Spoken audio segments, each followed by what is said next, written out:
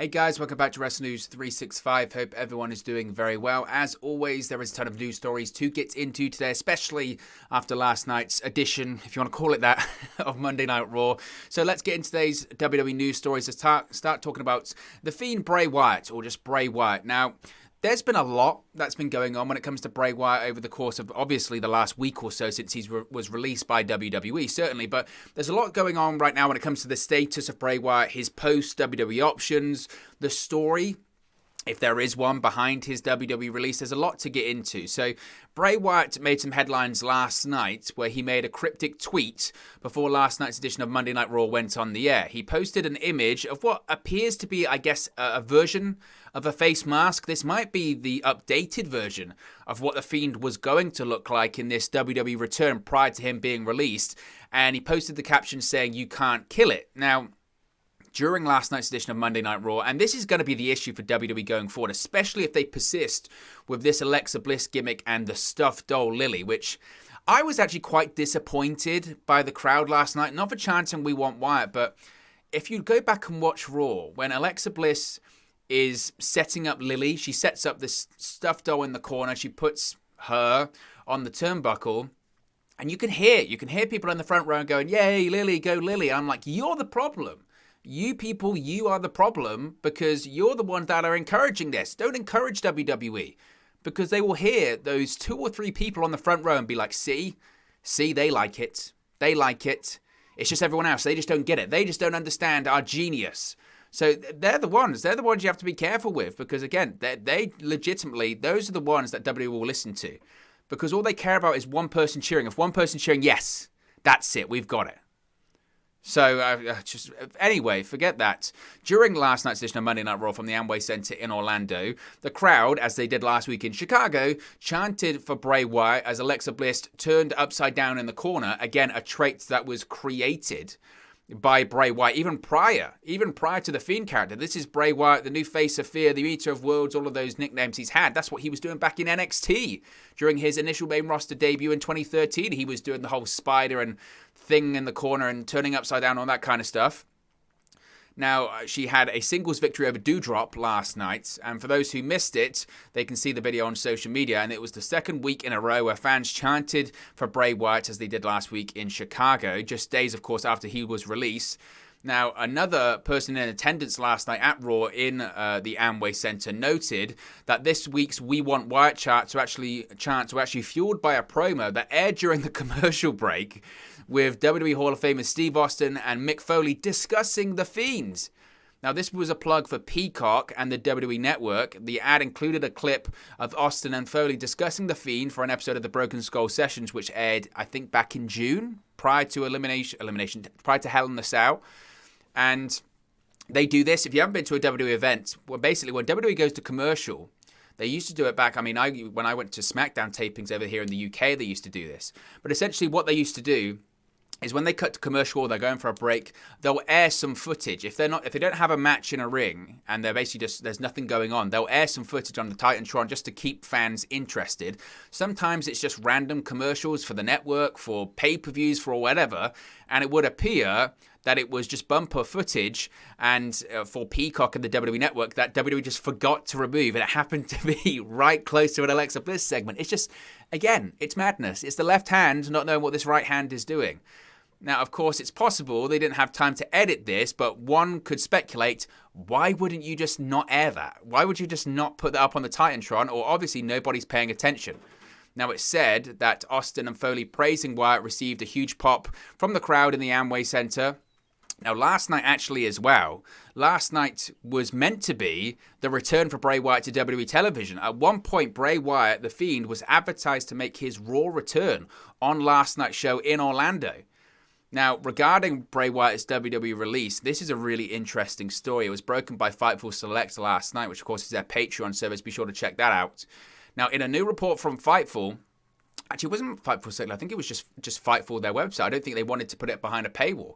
Anyway, a new report by Fightful notes that Bray Wyatt's post-WrestleMania 37 absence had absolutely nothing to do with those rumors that were described as, quote, falsely reported mental health issues, which made the rounds a few months back. Now, if you're not familiar with what they're referencing there, there was a story that came out after WrestleMania, just after, again, the event and Bray Wyatt's absence, by, again, just a really crappy source. And this is why I always say with stuff like this, if you see stuff like that on social media, check where it's come from. If it's come from a Wrestling Inc., if it's come from a Fightful, if it's come from a PW Insider, or, even, people at Sportskeeda are quite reliable as well. Certainly the guys that are there now.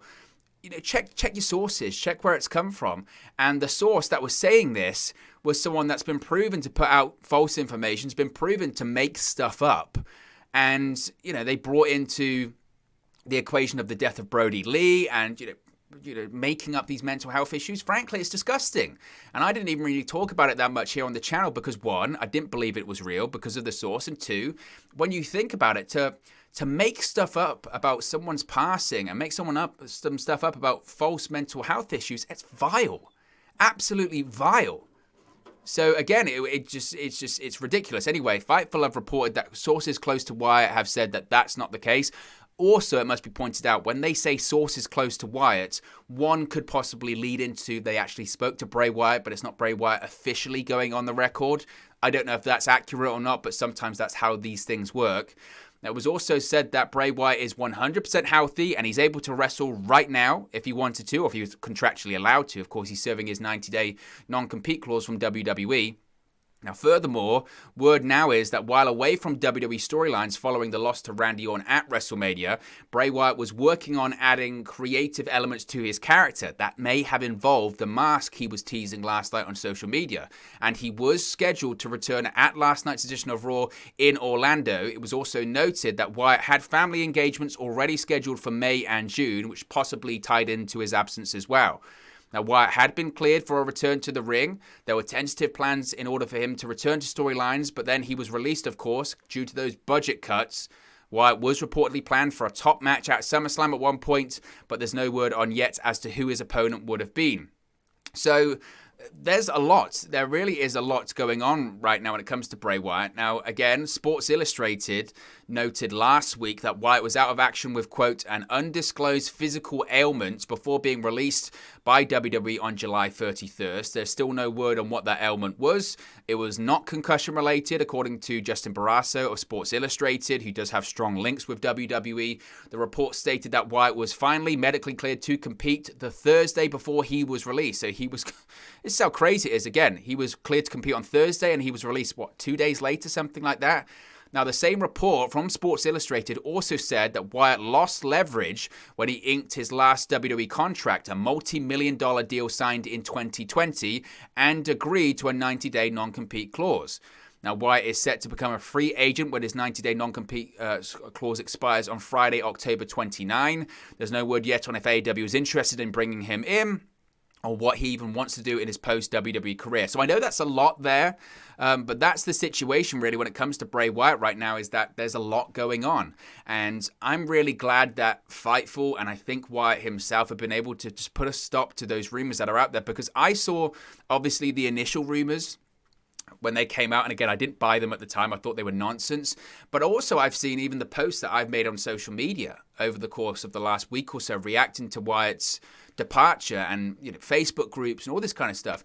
You see a lot of these people are running with that thing. Well, you do know he's got mental health issues and he was struggling with the death of Brody Lee and all that kind of stuff. And it's like, that's how dangerous misinformation is. That is how reckless misinformation is, that people can put stuff out there. They're just making up, no facts, no sources, no due diligence, nothing. They just put it out there and people will run with it, because for whatever reason, we live in this time right now that if you see something on social media, it has to be true. Nobody does their due diligence anymore. Everyone just believes what they read straight away. And even, again, I don't have, sources and stuff like that. But if I see something on Twitter, I'll at least ask, where has that come from? And then you see where it's come from and you go, well, who else is reporting that? Nobody. Nobody else was running with that story about the mental health stuff with Bray Wyatt. So the fact that it's so widely perpetuated out there now is quite alarming, to be honest with you. And this whole Bray Wyatt situation, I know a lot of people are saying, I think there's more going on. I think there's more going on. I don't know if there really is. I think in reality, again, they mentioned he signed a multi-million-dollar contract in 2020. He was probably the Universal Champion or very close to being the Universal Champion at that time, had matches against John Cena, was one of the hottest acts in the company. He leveraged that to get a good contract. That cooled off last year because of maybe being off television, because of the pandemic, because of being moved to Raw, because of the rise of Roman Reigns, whatever it may be. He cooled off a little bit last year. Certainly aspects of the fan base started to sour on the character, and maybe WWE looked at it going, you know what, we don't think he's worth that anymore, and they decided to cut him. And that's Vince McMahon's call. That's got Nick Khan maybe has Vince McMahon's ear, but it's Vince McMahon's final decision. So I think that's worth pointing out as well. Now, last night on Monday Night Raw, there was no actual sighting of John Cena until the show went off the air. Now, last night's edition of Raw, ended with Randy Orton dropping Riddle with an RKO out of nowhere. Of course, Randy Orton returned in the opening segment, denied Riddle's request to resume their RK Bro tag team. Orton later defeated Raw Tag Team Champion AJ Styles in the main event, which came after Riddle helped him with Omos at ringside. Now, the post-match segment saw Randy Orton finally take Riddle up in a hug, which the crowd went wild for. As Orton and Riddle were celebrating, Orton raised Riddle's arm in the air, but laid him out with an RKO. Orton was all smiles as he got back to his feet and stood over Riddle as Raw went off the air on the USA Network. Now, Orton and Riddle versus Styles and Omos has been rumoured for SummerSlam. It remains to be seen if that's the direction that they're going in, if that was a full-fledged Randy Orton turning on Riddle, or if that's the case of just how many times has The Rock bottomed Mick Foley and they're still a tag team. I think that's probably worth considering there as well. But after Raw went off the air, John Cena came out to a big pop from the crowd in attendance at the Amway Center in Orlando. Cena hit the ring as Riddle was recovering from the RKO. The Suicide Squad actor then played Peacemaker, see what I did there, between Orton and Riddle, bringing them together for a group hug. Now, this just seems very odd. Cena, once again, he wasn't on the broadcast for SmackDown on Friday, but he was there. He came out in the dark segment. My perception is of stuff like this, and I know people will try and push it as, well, it's good to have him there just for the live crowd, and it's something special for the live crowd. But if you've got him there, and this is a show in Monday Night Raw that is struggling for ratings, if you've got him there, why not put him on television? Certainly would at least make a 15-minute segment more entertaining than some of the stuff we saw on Monday Night Raw last night. Gosh, it's a boring show. I mean, and it's 3 hours. It's 3 hours and it's a boring show. So it's a double whammy. At least with a 15-minute John Cena promo, it can be a little bit of tension. You know, you can actually be like, oh, I'm actually enjoying because Cena can talk and he can interact and the crowd will be interested. You know, just stuff like that.